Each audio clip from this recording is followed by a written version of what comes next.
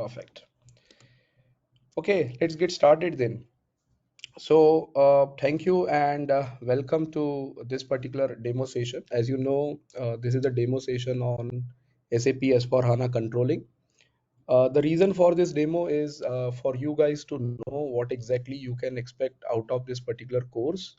So I think all of you know we are starting the new batch on SAP S/4HANA controlling from 20th of April, which is going to be the weekend batch. It is only going to be on Saturdays and Sunday India time, morning 8 a.m. Okay, so it is, as I told you, the weekend batch, 8 a.m. India time, and only on Saturdays and Sundays. So uh, here we will understand today what you can expect out of this course, what is going to be covered in this course, what is not going to be covered in this course, who should attend this course. Okay, so those are some of the things that we need to make it very clear today. And if you have any doubt at the end of this discussion, you can definitely unmute yourself, go ahead with your doubt and clarify it. So let's get started. So first of all, what would be covered in this course? Next thing is what are the prerequisites and what is the schedule. Schedule I already told you, but again, maybe other guys will also join, so we will repeat this part. Let's get started with the course content. Okay, what you can expect out of this course. So we will start with the overview to SAP S/4HANA. So first, maybe 2 sessions, we will be just discussing on what exactly is SAP S/4HANA, what is the difference between HANA and S/4HANA, and the other terminologies like what is Fiori, what is SAP Activate, what is on-premise versus on cloud. Okay, what are the different deployment options for the customer. Okay, so when they should go for on-premise, when they should go for cloud, what are the different adoption options, what is the difference between the new implementation project and a system conversion project. So those kind of discussions we'll be having in initial 2 sessions. Once we have covered that, so you can see the topics that I just now told you: HANA versus S4 HANA, Fiori and Activate methodology. Once we are done with this 2 sessions on overview to SAP S/4HANA, there will be a small revision, the basic revision on SAP FI areas, not more than 2 sessions. And that is the reason one of the prerequisite of this course is suitable for those guys who are already experienced in SAP FI. If not experienced, at least the good understanding of SAP FI. So if you are completely new, you don't know SAP FI, you are directly trying to learn SAP CO, it is definitely not recommended. Okay, so good is if you have experience, that is too good. If you don't have experience, at least you have gone through the formal SAP FI training, that will help. Okay, and that is the reason, in order to make sure that most of the people are able to follow this prerequisite, we were allowing the free access to SAP FI videos because we have enough time. Even from today also, we have 1 month of time. So those of you who will register, they will be getting the SAP FI videos so that they can brush up their SAP FI knowledge before they start the SAP CO course. Right? So that is important. So maybe 2 sessions will be discussing on the revisions to SAP FI, which is very important to start with SAP CO. Okay, once we are done with this 4 sessions on overview to SAP S/4HANA Finance or overview to SAP S/4HANA as a whole, then Finance, then we are going to jump on to our main topic, that is SAP CO. So within SAP CO, we'll be starting with the basics, like we'll be understanding what are controlling areas, why we need to set up the controlling area, why we need different versions in controlling, how to activate the different CO components. Okay, so what are the different submodules within SAP CO, and obviously overview to different submodules. So what are the different submodules in SAP CO? We have SAP Cost Center Accounting, we got SAP Profit Center Accounting, Product Costing, Material Ledger, and Profitability Analysis. So these are the different topics which we are going to cover during this course. So once we are done with the SAP CO enterprise structure, we will be taking it one by one. Within Cost Center Accounting, we'll be discussing what is the motivation of Cost Center Accounting, why do company implement Cost Center Accounting, why they need Cost Center Accounting, how to set up the master data, including the hierarchies, other master data like what are the activity types, how the activity types are created, how they are planned, what are SKFs, statistical key figures, okay, how to do the cost center planning. The new feature which is introduced in SAP S/4HANA is cost center budgeting. So how to perform the budgeting in related to cost center accounting in SAP S/4HANA. How are we going to make the actual postings to cost centers? I think this is very straightforward. Most of you must be knowing if you already gone through the finance training or the finance experience. But then coming to the budget versus actual reports, the plan versus actual reports. And as you know, there is another important topic which is related to cost center accounting called as internal orders. So how to create the internal orders, why we need the internal orders in addition to cost centers, how to do the budgeting in cost center accounting, how to capture the uh, activities or how to capture the actual postings into internal orders, and finally performing the period end activities, which means doing the internal order settlements to the cost centers, right? So those things within internal order also we are going to discuss. And finally the allocations. So what happens is whatever cost we post into the cost centers on day-to-day basis, there are many costs which we post to the common cost centers, because at the time of posting we don't know this cost belongs to which cost center, or it is a common cost which belongs to each and every cost center. So at the end of the month, whatever cost has been uh, available in a common cost center, that has to be divided or that has to be settled to different cost centers through the allocation cycles. So allocation cycle consists of the distribution cycle, assessment cycle. There are different type of cycles that we execute. With the new SAP S/4HANA feature, there is something called as universal allocation, which is Fiori based allocation process, which we are also going to cover during this course. Okay, so this is from the cost center accounting perspective. Then coming to profit center accounting. Now, although this profit center accounting, the use, the what we were doing in SAP ECC or before SAP R3, although this profit center accounting component was uh, part of the CO normally, but nowadays this is more of the universal component, you can say, and it is very much part of FI itself, right? But still there are some of the settings that we still need to do from the controlling point of view, like even today the master data setup, the activation of profit center accounting, everything needs to be done through the controlling hierarchy within the configuration. So we will understand how to set up the profit center accounting, why profit center accounting is required, okay, how to activate the profit center accounting, how to create the master data and hierarchies, okay, how to post the actual values, how to perform the reporting, and again finally the universal allocation, like whatever cost has been incurred or whatever cost has been collected to the particular profit center, how this can be loaded onto the actual profit centers, right? So this will be discussing about the profit center accounting. So I think these the topics that we discussed till now, some of the information you might be already having, because when you work as a SAP FICO consultant, you definitely need to know the basics of cost center accounting and profit center accounting. Although as a FI course, normally we don't go in too much detail about the cost center. Like for example, internal orders are normally not covered in the normal SAP FICO courses. Even the budgeting part, which we are going to cover from the cost center accounting perspective, as well as the internal order perspective, the universal allocation, distribution, assessment, all these cycles are also normally not covered in FI. So although this cost center accounting and profit center accounting basic things you might be already knowing as a SAP FI consultant, but what we are going to cover in this course is going to be the detailed one, like budgeting and all. As I told you, budgeting, allocation, these are the things which are normally not covered in FI. Starting from here are considered as a real CO objects, real CO submodules: product costing, material ledger, and COPA. So these are the three topics that we are also going to cover in detail. Okay, starting with product costing.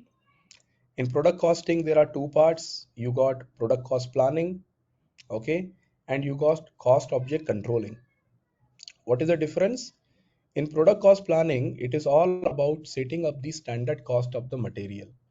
So if I am a manufacturing company And if I want to determine what is going to be my standard price, or what is going to be my planned price of manufacturing a particular product, that needs to be done under the product cost planning component. And in order to determine the planned cost of the product, there are some things that we need from the PP perspective. So even if you are not coming from PP background, even if you are not coming from MM background, even if you are not coming from SD background, that is fine, because whatever knowledge is required from SD, MM, PP perspective, that we will be covering during this course. Okay, so if you are a pure FI consultant, you don't know the basics of MMSD and PP. I think SD and MM is common. If you already have maybe 2-3 years of experience as FI, you'll be having the basic knowledge of MM and SD, which will be helpful. But even if you have not touched on PP, even whatever is required from the PP perspective, that we'll be covering in this course. Okay, but remember, I'm only talking about whatever is required to learn CO.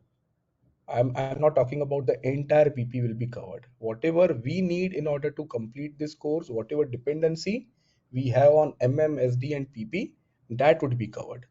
Otherwise, if I don't cover that, then lot of dependencies will incur and you will not be able to complete your own task. Okay, and that will also help you when you are working on the projects.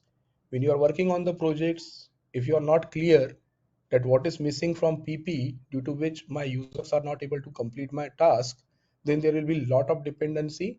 But if you have the knowledge that what is missing from PP, you can sit with the PP consultant and clearly tell them that this is something which is wrong, go to this configuration and please rectify it, so that my CO users are able to perform their costing. Right, so that part will be covered. Whatever you need to know as a CO consultant from PP, from MN and from SD, those are the things that we are going to cover during this course. So BOM, routing, production version, these are all the components which are part of PP. Costing version, okay, these are the components now which are treated as CO components. So what are costing versions, what are costing sheets, what are cost component structures, costing variants, valuation variants, how to calculate the cost of the product, and finally how to mark and release the product cost estimate. These are all the things which are covered under product cost planning. Okay, so a cost of the product normally consists of three components. One is your BOM. Okay, second is routing. BOM means what are the different materials required. Okay, let's take an example. If your company is into manufacturing of the laptops, okay, very common example, everybody will be able to understand. So if your company is into the manufacturing of laptop, what are the raw materials that would be required in order to manufacture a laptop? Right, so you will need a keyboard, you will need a mouse pad, you will need the screen.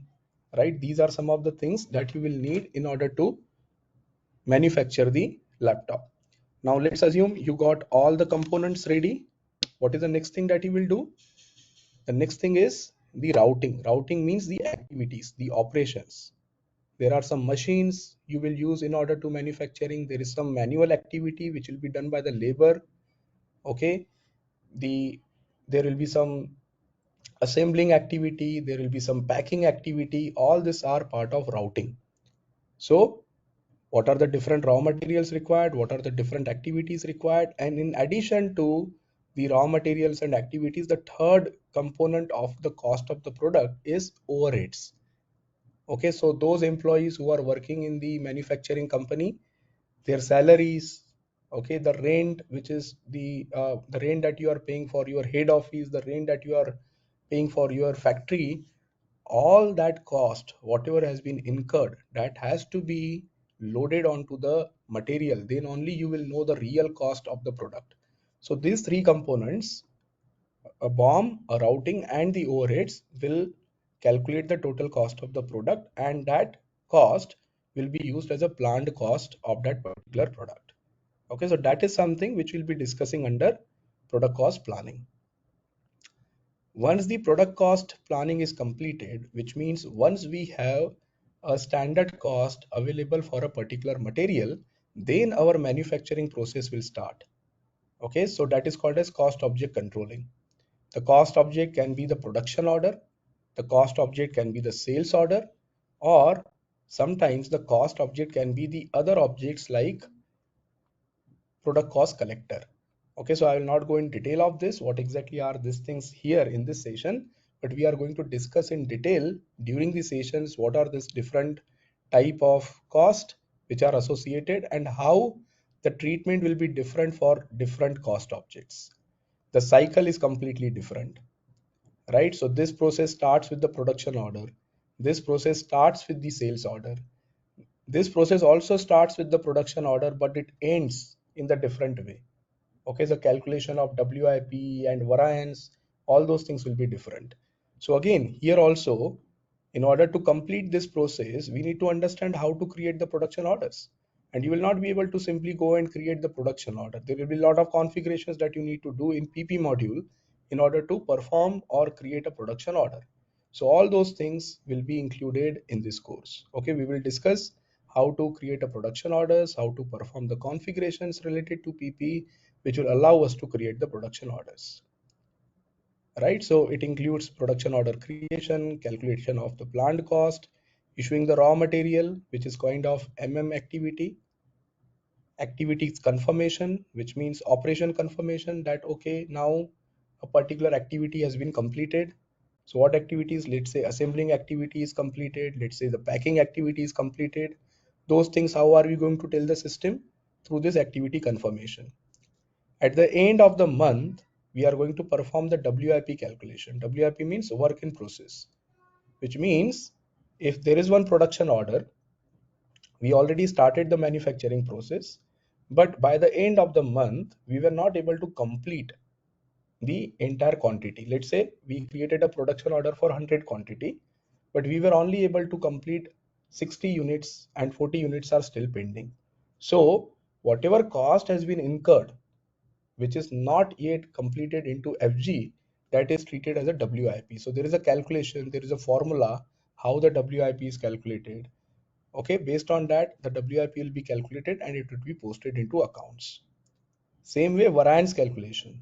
Variance calculation means before starting the manufacturing process in this product cost planning, what we have done is we identified the standard cost of the material. Let's say standard cost of manufacturing a laptop is 30,000. Okay, INR, 30,000 INR. Now, when we started the manufacturing process, due to any reason, the reason can be the material was purchased at the higher price, or the reason can be the activities, the assembling activity. We assume that it will take 2 hours to assemble a particular laptop, but actually it took 2.5 hours. So due to any reason, if the cost of the manufacturing, the actual cost of manufacturing is more than the planned, okay, so 30,000 was my planned cost, but actual cost became 31,000, for example. So this 1,000 is a variance. And this variance calculation is very important for a company so that they can find out the root cause. Why this 1,000 variance came?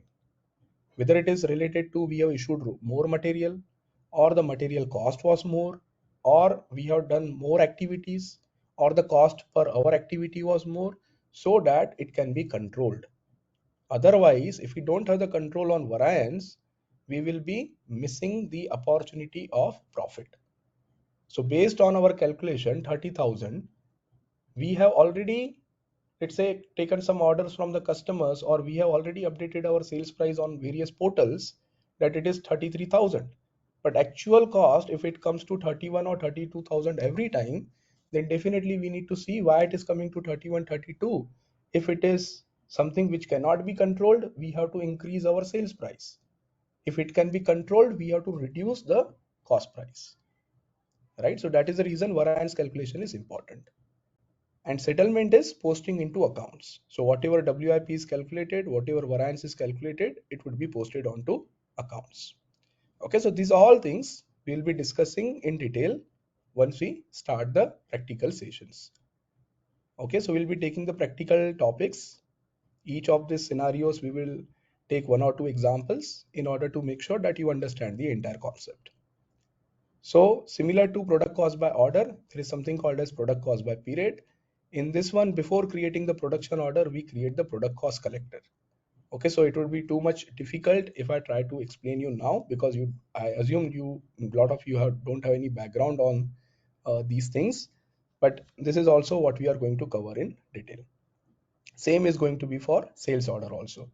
So this is normally the MTO scenario, make to order scenario.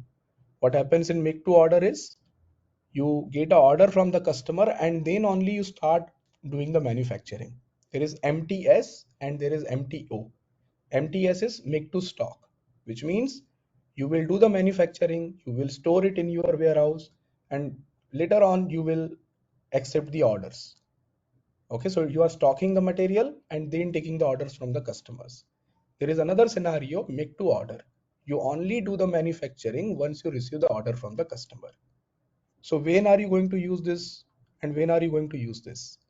MTS is more suitable for those companies who have the fixed product, which they are selling the same product to multiple customers.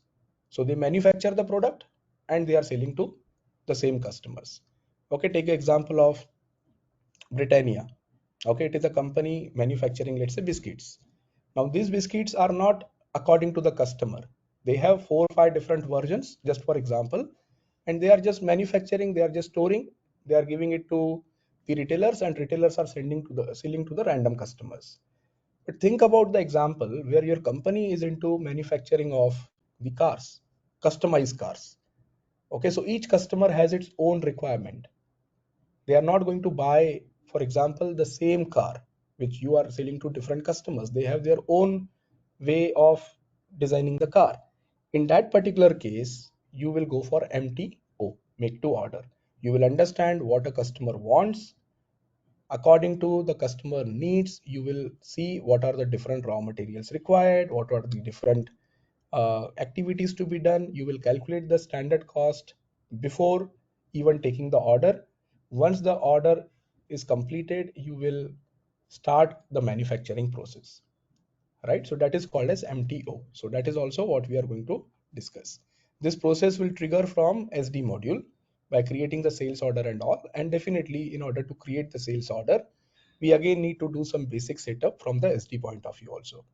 So that is also what we are going to cover during this course. Okay, I'll just complete this part and then I'll give you the time to ask the questions. Next one is SAP Material Ledger. This is also one of the most important component in SAP, mainly for manufacturing companies. Okay, so these two components, product costing and material ledger, these two components are very important for the manufacturing companies, but for other type of companies, let's say service-based companies or retailers and all, these modules are not so important.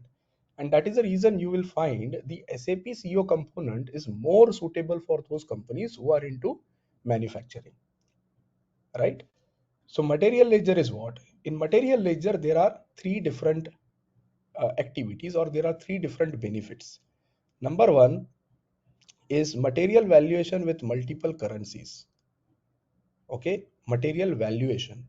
So if you are a manufacturing company, you are manufacturing some finished product. Now that finished product has some value. Okay, let's say your company is in India and the value of that particular FG is 10,000 INR, right? Now, it may happen that your group company or your headquarters are in US, and for them, it doesn't make sense to look at the valuation in INR. They want to see the group level valuation of total stock in USD. So, the same material that you got in INR, this also needs to have a corresponding value in USD. Okay, and not only just the conversion cost of the total inventory. Every time when you purchase a material, immediately it will get converted to the other currency also. Okay, and it requires a historical data also, like at what price this material was purchased or manufactured, what was the cost or what was the exchange rate of a particular other currency, for example USD. All that auditing, all that tracking needs to be recorded. Then you will activate the material valuation for multiple currencies. Same way, the second use case of material ledger is material valuation with multiple valuations. Multiple valuations means if you want to perform the group valuation, or you want to perform the legal entity valuation, or you want to do the profit center valuation. Normally, these are the three valuations supported within material ledger. Okay, what do you mean by profit center valuation, group valuation, or a legal entity valuation? So same material can have a one value as per the group valuation. Same material can have a different value as a legal entity valuation. I'll give you just simple example. Let's say there are two companies, company A, company B, which are part of the same corporate group. Now, company A is manufacturing one material at 100 USD, and this same material they are selling to company B, which is also part of the same group, but they are selling at the transfer price. So instead of selling at 100, they are, so there is a profit, internal profit of 20 USD.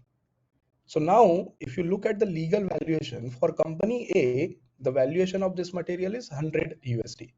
For company B, it is 120 USD. So you can see within the same company, within the same group, same material can be valuated at two different values. This is example of multiple valuations. Okay, so that is also something which we'll be covering. Next one is actual costing. Again, I think it would be too early if I give the examples now, but this is also one of the important component which allows you to track the actual costing of a material throughout the life cycle. Okay, so for example, if you have a material, there are two type of valuations: standard valuation and moving average price, standard price and moving average price. So actual costing is one level above the standard and moving average. So there are some challenges if you are using the standard price. There are some challenges if you are using the moving average price. In order to avoid both challenges, you can use this actual costing component, which will give you the benefits of standard cost also and moving average price also without any challenges. Okay, but detailed. And then obviously period and activities. So there are a lot of activities that you need to perform for actual costing. You have to run the actual costing run, which has different steps that also we'll be discussing here. Okay, and finally the last component that we are going to discuss is profitability analysis, which is also called as COPA. Okay, why do we need COPA? It is a reporting tool. Okay, we'll discuss what kind of reports can be derived with COPA. We will understand the difference between costing based versus account based COPA. Account based COPA is also, so we will discuss what is costing based COPA, what is account based COPA, which was the version which was used in SAP ECC, what is recommended in SAP S4HANA, why this change. Because what was happening is in SAP ECC, costing based COPA was recommended and most of the customers were using costing based COPA because account based COPA has lot of restrictions. In SAP S4HANA, SAP has came up with the improvised account-based COPA. So whatever challenges were being faced in ECC, those are resolved. And that is the reason account-based COPA has become the recommended option of implementing COPA. So why that change? How those challenges? What are those challenges? For example, one of the thing is COGS split. Second is price variance split. These things were not available in account-based COPA earlier. Now with S4HANA, COGS split, variance split, even if you are looking for predictive analysis, these are all the things which are now included in account-based COPA. And that is the reason this is a preferred approach. So we will discuss both. I will show you some examples of costing-based COPA also, how it works. And then we'll proceed with account-based COPA. We will understand like how the COGS split will work, how the variance split will work, how the predictive data will flow to the new tables. Those all things will be discussed. So how the data will flow from FI, SD, and how the cost component data from the product costing module also will be flown to COPA. Finally, the whole objective of this COPA module is performing the reporting, profitability reporting. So we will understand how the COPA reporting can be derived in the classic way, which means the report painter reports if you want to use, or if you want to use the new way, what are the different Fiori options available to generate the reports. Okay, so those are all the discussing during this course. Okay, just before I allow you to go ahead with the question, those of you who missed out, who joined late, there are few prerequisites of joining this course. Number one, essential is basic knowledge of SAP S/4HANA Finance. If you don't have this, definitely don't opt for this course. Recommended, although, is 3+ years of SAP FI experience. If you have SAP FI experience, then you will find this very easy. If not, at least the normal training should be there in FI. Okay, not recommended for if you don't have knowledge on SAP FI, as I told you, and also not recommended for who already have 3+ years of experience in SAP CO. So if you already know what is product costing, if you already know what is profitability analysis, if you are already comfortable with material ledger, so you may find, because I have designed this course for someone who is like very basic understanding at the very basic level. So it may not happen that you join this course expecting that you are going to learn a lot of new things, and you come at the end you may find, oh, this was only the basic things, that like it started with the basics. So I have gone through this in my previous batches also, and that is the reason I want to be very clear. What happens is, from day one itself, people will start asking the questions which are like very difficult for the freshers to understand, beginners to understand, right? So I'm not saying I'm not going to cover those topics, but what I'm trying to say is there will be the time to be covered, right? It is not like on the first session itself you are expecting how the allocations will work, because that is important. In my project I got stuck, and that is the reason I joined this course. But it happens like it will take more than 2 months to reach that stage. Definitely the program has a particular sequence to be followed, right? We definitely need to start with the basics. We cannot directly jump on here. So if you have that much patience, you want to revise your knowledge on SAP CO, you have that much of patience, then definitely you can join. But if you are feeling that okay, on maybe first day or first month itself you will be reaching here and you will be able to clarify all your doubts, then definitely I don't want you to unnecessarily join this course. Okay, even the level also, i I'm a person who feels that instead of over committing, commit less and deliver more, right? And that is the reason I will not say you will become an expert after this training. Definitely one training will not make you expert, right? So this is, I will say, this training will help you to jumpstart your career in SAP CO. It will help you at the intermediate level so that you are able to perform during the interviews, during the first projects. But once you start working on the projects, definitely there will be, each project will have its own challenges. So even after 15 years of experience, I cannot say that when I work on the project, I know each and everything. Definitely not, right? So don't come up with that expectations. If someone is telling you this training will make you expert and all those things, please avoid that. This training will help you jumpstart your career in SAP CO. That is for sure. Okay, what would be the schedule? So as I told you, this batch is starting from 20th of April. Sessions will be conducted only on weekends. Time is already fixed. We don't have any other slots available. So sorry for that if this slot is not suiting you. As of now, if that is the case, then you can go for the video-based course. Okay, so as soon as the session is done, the recordings will be available and you can watch the recordings, right? If that is the case, if you are not able to join this particular at the time. So what would be the difference between video-based course and this live batch? During the live batch, we will be providing you the server access, which is included in the fees. We are also providing you the FI videos if you register before tomorrow. Okay, tomorrow is a deadline for that. Uh, Apart from that, the last thing, yeah, obviously the live session will allow you to ask the questions. So every session will happen in the way that we are doing this session now, because there are a lot of participants. If we keep unmuted unnecessarily, people will keep on disturbing, and that is the reason what we do. We cover one topic, maybe 30 minutes, 40 minutes of topic, and then we give enough time to ask the questions. Again, once the questions are done, we will take another topic. Again, at the end of the session, there will be enough time for you to ask the questions. So this is a pattern we follow during the normal sessions also.